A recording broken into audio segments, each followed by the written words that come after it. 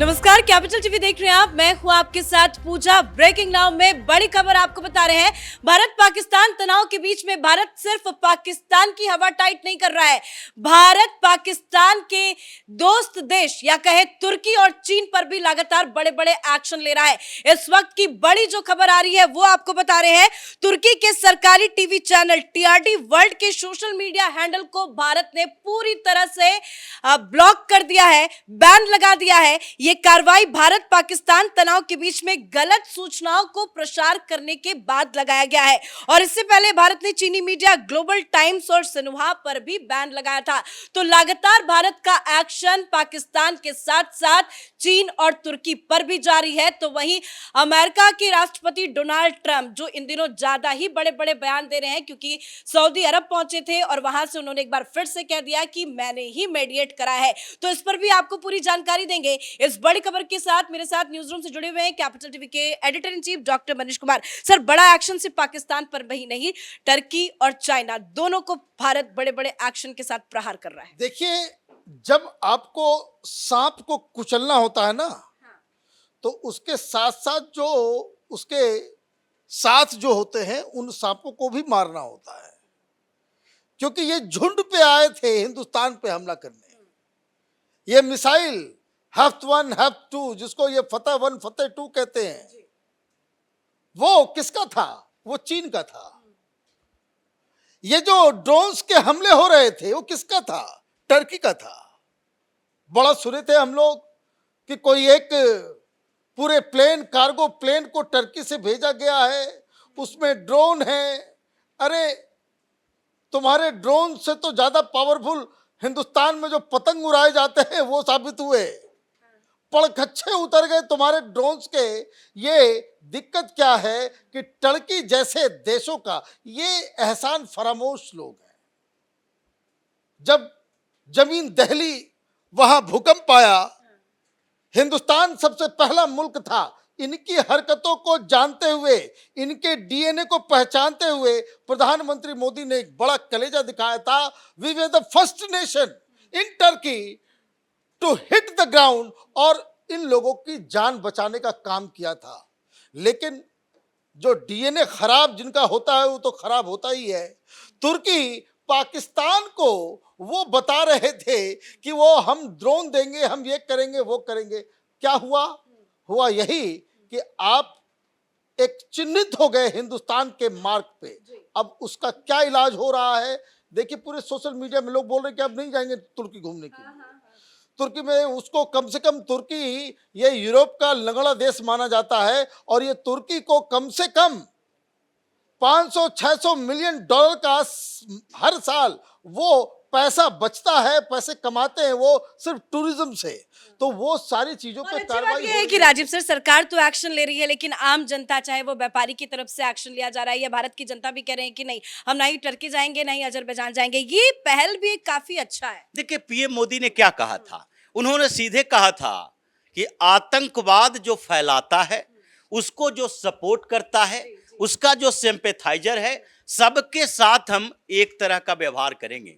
और आतंकवाद फैलाने वाला और वो उसको सपोर्ट करने वाला जो देश है, जो उसकी आर्मी है, सब हमारे लिए एक ही कैटेगरी की है। यानी पीएम मोदी ने एक बात कही कि अब एक एक लेयर को उघाड़ा जाएगा। एक लेयर को नहीं, बल्कि एक एक लेयर को। तो एक लेयर तो पाकिस्तान है, जिसको हमने दिखा दिया कि तुम्हारी क्या औकात है। उसके घर में घुसकर तबाही मचाई गई। आज भी वो काउंटिंग कर रहा है कि कितने एयरबेस, कितने फाइटर जेट, कितने लोग और कितने ठिकाने आतंकवादियों का, ये सारे तबाह हुए हैं। अभी तक तो वो गिनती ही कर रहा है। लेकिन दूसरी तरफ अब सामने आ रही है, धीरे धीरे खबर सामने आई कि ये पाकिस्तान अकेले नहीं था, उसके साथ कुछ देश थे, जैसे अजरबैजान, जैसे कि तुर्की और चाइना तो उसका सपोर्टर है ही। ये तो पहले से ही हम लोगों ने चाइना पर पहली बार नहीं, कई बार ऐसे प्रतिबंध लगाए हैं। और ये प्रतिबंध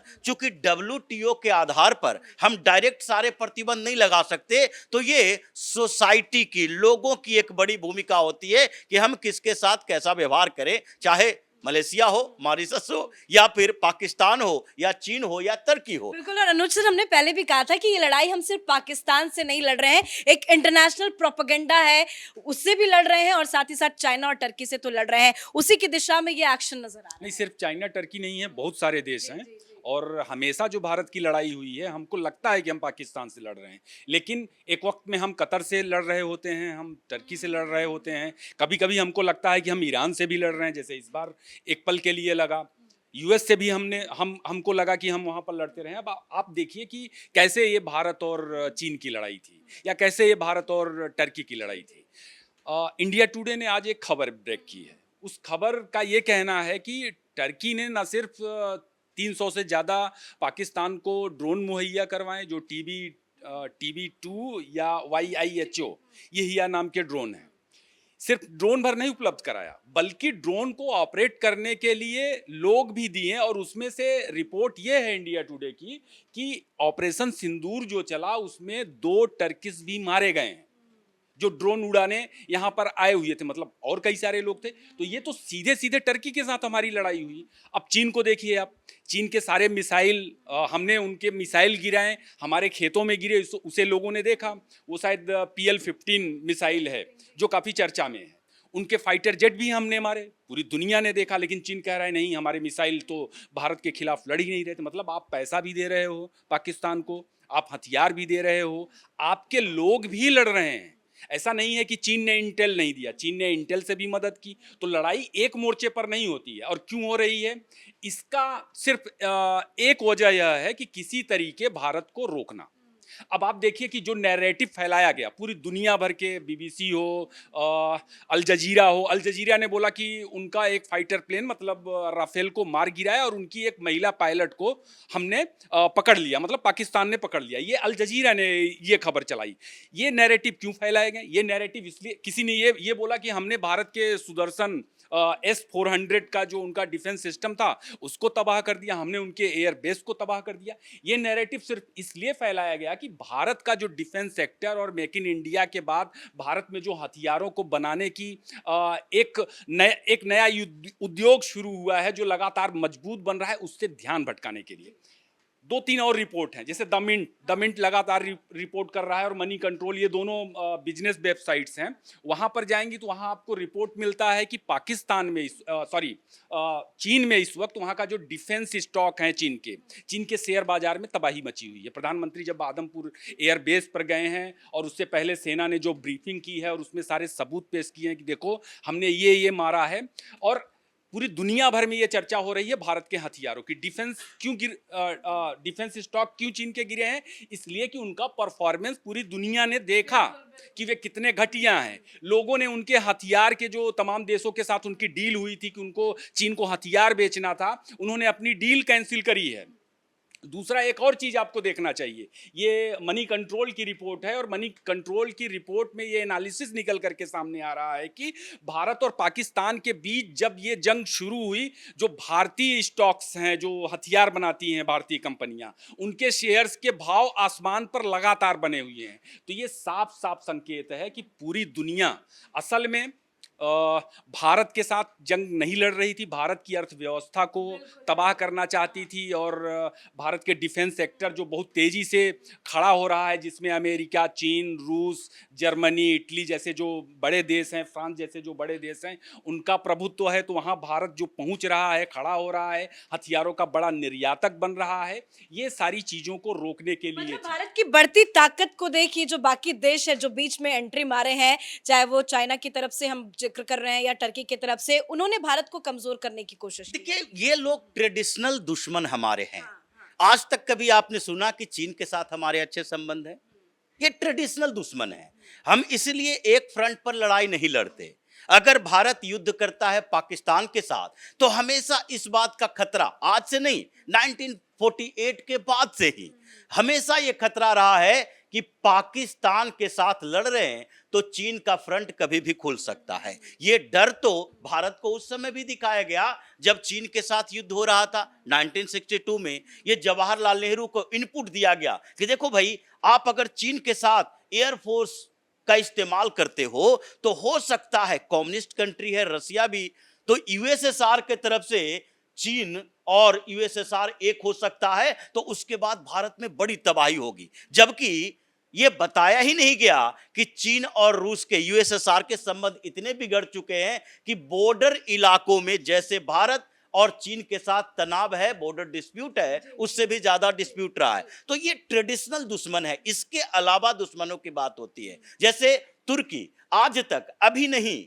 पुलवामा के बाद भी जब हमने प्रतिबंध लगाया तब भी तुर्की किसके साथ खड़ा था? यूएन में तुर्की किसके साथ खड़ा था? यह पाकिस्तान के साथ खड़ा था। चीन हमेशा पाकिस्तान के साथ खड़ा रहा है। जितना हम यूएन सिक्योरिटी काउंसिल में हमारे पक्ष में वीटो आए वो रूस ने दिए, और पाकिस्तान के पक्ष में चाहे मसूद अजहर को ग्लोबल टेररिस्ट के लिस्ट में शामिल करने के खिलाफ ये चीन ही सामने आता है। तो चीन तो हमारा दुश्मन है, पाकिस्तान हमारा दुश्मन है, और तुर्की इन दुश्मनों को मदद करने वाला है, क्योंकि जानता है यूरोप से हमारे संबंध अच्छे हैं। तो अभी जो समय है वो अंतरराष्ट्रीय डिप्लोमेसी का है। तो डिप्लोमेटिक तरीके से अगर देखें तो हमने क्या किया? हमने यही किया कि रूस के साथ, अमेरिका के साथ, अमेरिका भी भारत अमेरिका के लिए मजबूरी है। अमेरिका को लेकर सर समझना चाहेंगे, क्योंकि सुबह सुबह ट्रम्प का फिर से एक बार बयान आया, क्या हो गया है उनको, क्यों इस तरह की बार बार बयान दे? देखिए,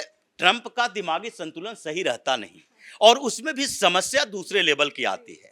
समस्या इस बात की है कि ट्रम्प फिर से ये चाहते हैं कि दुनिया के सबसे बड़े लीडर के तौर पर हम उभर कर आए, लेकिन अमेरिका ने, यानी कि उनके कैबिनेट ने ये दबाव डाला, और इसके कारण ये ट्रम्प का जो बयान है वो उसका यू टर्न है, क्योंकि डांट फटकार पड़ी। एक चीज और है जो आप कह रहे हैं, वो उसके बिजनेस एस्पेक्ट भी हैं। बिजनेस एस्पेक्ट ये है कि अगर ये जंग और ज्यादा चल जाती तो जो अब पाकिस्तान सिर्फ चीन भर के हथियार से नहीं लड़ता ना, पाकिस्तान को हथियार अमेरिका भी देता है। अमेरिका के भी जो डिफेंस सेक्टर है उस पर भी असर पड़ता, तो ट्रम्प कहीं ना कहीं अपने उस मार्केट को भी बचा रहे हैं। नहीं, लेकिन समस्या ये नहीं है। बेसिकली ट्रम्प, भारत तो हथियार खरीदता अमेरिका से भी है, हमारे पास जेट भी अमेरिका के भी हैं, अमेरिका के डिफेंस सेक्टर को ही भारत से फायदा होता है। हाँ, रूस और यूरोपीय संघ के दूसरे देशों से हम ज्यादा नजदीकी गए, लेकिन ये युद्ध हमेशा पाकिस्तान, हिंदुस्तान या दूसरे मुल्कों में हो, अमेरिका के लिए फायदेमंद रहा है। तो लेकिन अभी अमेरिका की जो बात हो रही है, ट्रम्प के साथ भारत के रिश्ते की बात हो रही है। ट्रम्प अलग है और उसका कैबिनेट अलग है। इस बीच देखिए 2-3 दिनों में हुआ क्या, भारत ने पूरी क्रोनोलॉजी समझाई कि कोई भी मेडिएशन नहीं हुआ है अमेरिका की तरफ से। फिर भारत की तरफ से फोन गया, अमेरिका की तरफ से ये बातचीत हुई कि देखो भाई, अपने राष्ट्रपति को समझाओ। ये बार बार क्रेडिट की बात करते करते अब कश्मीर की तरफ आ गए। तो इसलिए यूएई में ये जो ट्रम्प बोला है उसमें उसने ये जिक्र तो किया कि हमने बड़ा मेहनत किया दोनों को साथ लाने में, यानी कि युद्ध की रोकने की सहमति जताने में, लेकिन इस बात का जिक्र नहीं किया कि अब आगे जो दोनों के बीच विवाद है कश्मीर पर, तो उस पर हम आएंगे, क्योंकि भारत की तरफ से सीधे तौर पर कह दिया गया ये द्विपक्षीय मामला है और इसमें तीसरे की एंट्री नहीं होगी, बातचीत होगी तो पीओके की होगी। यानी ट्रम्प और अमेरिका दोनों अलग अलग है। जैसे हिंदुस्तान में अगर राहुल गांधी की तरह पॉलिटिशियन प्रधानमंत्री बने तो हमेशा ये नहीं कह सकते कि भारत का स्टैंड वही है जो राहुल गांधी का स्टैंड है। अगर लीडर ऑफ अपोजिशन के तौर पर ये विदेश जाते हैं तो ये नहीं कह सकते कि पूरे विपक्ष का स्टैंड यही है जो राहुल गांधी का है, जो वहां पर कहते हैं कि देश में तानाशाही चल रही है, डेमोक्रेसी खत्म हो रही है, डेमोक्रेसी के डिफेंडर को बाहर आना चाहिए और सुरक्षा करना चाहिए। तो ये समस्या जो अमेरिका के अंदर चल रही है, वहां हिंदुस्तान की लॉबी, वहां जो अमेरिका के अंदर भारत का, यानी कि यहाँ के सॉफ्टवेयर इंडस्ट्री का, यहाँ के जो वहां से आते हुए जो बिजनेस होते हैं, और उस बिजनेस में सबसे बड़ी भूमिका यहाँ की मैन पावर की होती है, जिसके कारण वहां की बड़ी इंडस्ट्री चल रही है। और इसी बात को लेकर वहां पर लॉबिंग होती है कि भारत के साथ खड़े रहने की जरूरत है। ये नहीं हो कि पाकिस्तान के चक्कर में भारत को पूरी तरह से नाराज कर दे। तो ट्रम्प थोड़ा अलग थलग अपनी पार्टी में, अपने सरकार में पड़े हैं, इसलिए बड़बोलापन है। तो थोड़े दिन के अंदर ये बड़बोलापन भी पीछे आ जाएगा। जाते जाते एक सवाल आपसे भी, क्या ये बड़बोलापन भारी पड़ेगा ट्रम्प को? लगभग राजीव जी समझा चुके हैं, तो अब कुछ कहने को बचा नहीं है। लेकिन मुझे लगता है कि ट्रम्प के बारे में एक बात लोग कहते हैं कि ट्रम्प क्या कह रहे हैं उसको बहुत सीरियसली नहीं लेना चाहिए। और जैसा कि उन्होंने बताया कि ट्रम्प और अमेरिका की जो कैबिनेट है दोनों अलग अलग चीज़ें हैं। ट्रम्प रॉ में बह करके बोलते हैं। कई लोग तो चर्चाओं में अभी हाल फिलहाल मैंने देखा, एक दो लोगों ने लिखा भी कि ट्रम्प को बताया कि वे अमेरिका के अनंत सिंह हैं। उसके आगे और क्या कहें। चलिए, बहुत बहुत धन्यवाद सर आप सभी का।